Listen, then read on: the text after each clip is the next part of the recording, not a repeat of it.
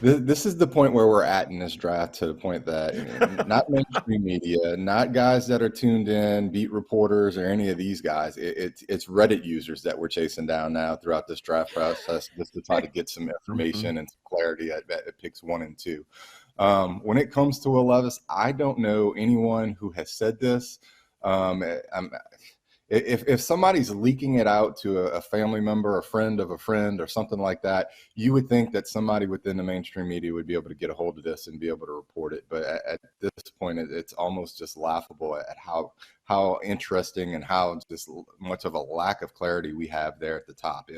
If Bryce Young does not go number 1 and Will Levis does indeed go number 1, which the interesting part of it is that the odds makers and books have reacted to this and changed the lines and numbers. So you start to wonder if there is a little bit of smoke there, but it would put this draft and have it melt into absolute chaos. So it would be interesting, to say the least. Do you think the Packers with Love can win that division? Oh, stop it. I mean, have you seen what the Packers have surrounded Jordan Love with? I mean, they have 3 receivers they drafted last year: Samori Toure, Romeo Doubs, and Christian Watson. They have 3 rookie receivers around Jordan Love. It's not even close. I mean, Justin Jefferson would catch 200 balls from Jordan Love in Green Bay. I mean, it's not even close what Green Bay has, and we'll see what they do in the draft, but it's going to be rookies that they're going to add to this roster right now. I don't think Green Bay, unless that defense somehow plays over their head or up to some expectations with 7 first-round draft picks on it, and they become the best defense in football, they look like the doormat to me at this point right now. Really? You think okay? I think the Bears are better. There's not a team that I trust in where I say 100%, oh, I think they're definitely going to win the division. I just think it's wide open. What part of the Packers do you trust? Why do you think Aaron Rodgers wanted to get out of there? He knew what's coming. What do they have? Okay. Did you watch the defense give up 390 yards, passing to the Philadelphia Eagles last year? Jalen Hurts looked like the MVP against the Packers. It was awful. I can definitely see the Packers side of things wanting to turn the page. That situation, it just wasn't going to keep working, right? And now they can see, what they have. They're getting some things in return, so they can hopefully have a great draft, get some weapons, and continue to build. And, we've seen some of these younger quarterbacks do very well. And, I liked what the GM was saying about we can't just continue to have Jordan Love hold the clipboard and waste time on his development. We've got to see what we have there. And I agree. Now, I also think when it comes to Aaron Rodgers, yes, last season was disappointing. And I think it's going to be somewhere in the middle. Is he going to return to MVP form this season? Probably not. Is he going to be as bad as last season? Probably not. He's also walking into a great situation with a lot of weapons, a solid head coach. So I don't think it's going to be super extreme like we saw with Russell Wilson, a complete dud. In that situation in Denver, but I think it'll probably be somewhere in the middle. And he's walking into such a great situation with the Jets that it would be hard with his resume to be a complete failure this season. This was a move the Jets needed to make. This is something that makes them an immediate contender, certainly in the division, if not in the entire conference, Joe.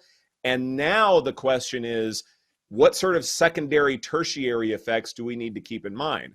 One thing that I'm eyeballing right now is I feel like, and I may be saying this a lot this offseason, I think the Dolphins are a little bit underrated and a little bit overlooked right now because we're all staring at the Bills. Now we're all staring at the Jets, but we are forgetting that arguably 2 of the top 3 receivers in the NFL right now are in South Beach.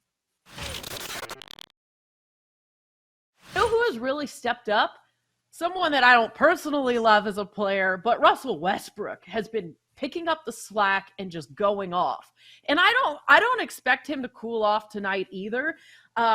if they're going to have any chance to stay in this game, I think Westbrook over 25.5 points, -108 is not a bad look. I mean, he only went under that once in this series, and that was when Kawhi was playing. So 28, 30, and 37 in the last 3 games. I think that could be a good look if you were, looking for some props. I'm assuming, just looking at these point spreads, when you run your numbers, these are inflated. But you just explained, yeah, they're inflated, but not really. When I assume during the regular season, a lot of spots, when you see inflated lines like this, you end up taking the dog. But then we live in reality. We understand how the NBA works and how some teams just want to jet off to their vacation because they know that they're not going to be coming back and winning the next 3 games. So how do you balance that? Is that challenging, or is just you've been an NBA fan long enough, you understand this is a spot for a lot of these favorites? It's something you really have to look at, and kind of as we talked about with the Suns, it's an extreme case there. They're playing all their stars 40 minutes, but what you really need to go is take a look through your projections, and instead of a regular season game where those guys would play, say, 30 to 35 minutes, now we're looking at 35 to 40 minutes. That's a big increase in when your best players are going to be on the floor. So from a data perspective, you want to try to focus more on, kind of the 8-9 guys that'll be playing, 7-8 guys for some of these teams.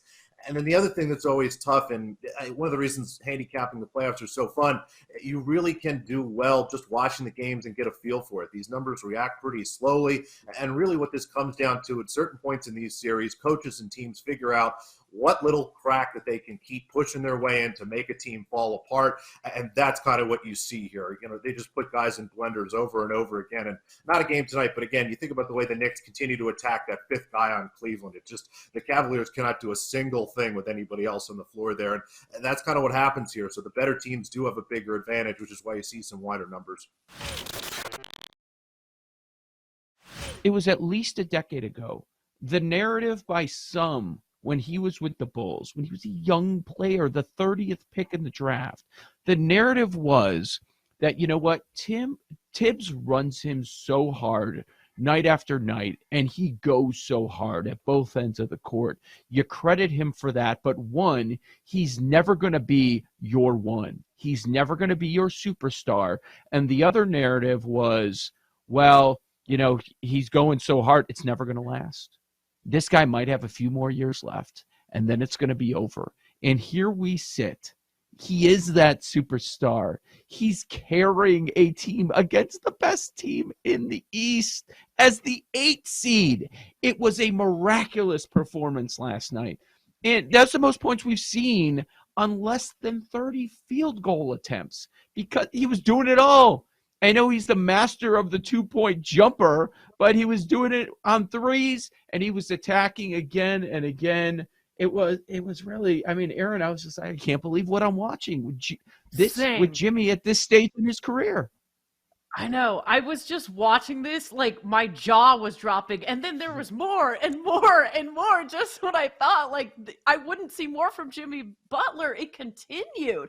And I was thinking about it. I brought it up to you guys. I wonder if anyone was just live betting the over on his points, because I know you can do that on some sports books, and it was just incredible. And who is playing better in the playoffs right now than Jimmy Butler? It wasn't just last night.